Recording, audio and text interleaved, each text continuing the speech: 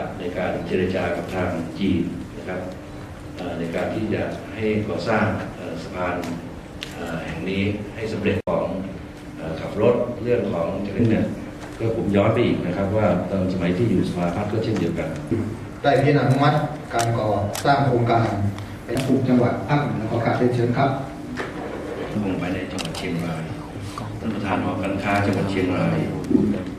วันที่ 28 กรกฎาคมนะครับ